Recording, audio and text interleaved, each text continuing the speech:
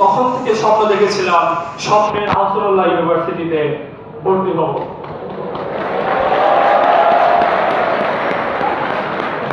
যেমন আমরা জানি এখান থেকে লেখাপড়া করে পাস করে যারা বের হয় তারা জীবনে একজন দক্ষ প্রকৌশলী হিসাবে প্রতিষ্ঠিত হয়। বর্তমান আধুনিক বিশ্ব ইলেকট্রনিক্স প্রযুক্তির উপর নির্ভরশীল। ইলেকট্রনিক্স বিহীন জীবনের মান উন্নয়ন এবং জীবনের আগামী সম্ভব নয়, এবং এটাকে ধারণ শিক্ষকদের পাঠদান ধারণ করে একজন দক্ষ প্রকৌশলী হিসাবে নিজেকে তৈরি করা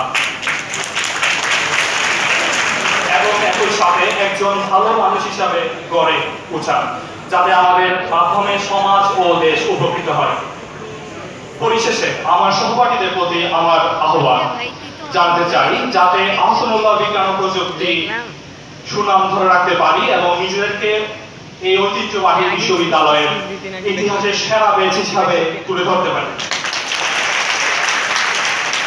এক্ষেত্রে সকল শিক্ষকদের কাছে আমরা দোয়া প্রার্থী, যাতে আমাদের কাঙ্ক্ষিত লক্ষ্যে পৌঁছাতে পারি। সম্মিলিত স্যারদের আবারও শ্রদ্ধা জানিয়ে এবং সহপাঠী বন্ধুদের প্রতি শুভকামনা জানিয়ে আমার সংক্ষিপ্ত বক্তব্য এখানে শেষ করলাম। সবাইকে ধন্যবাদ।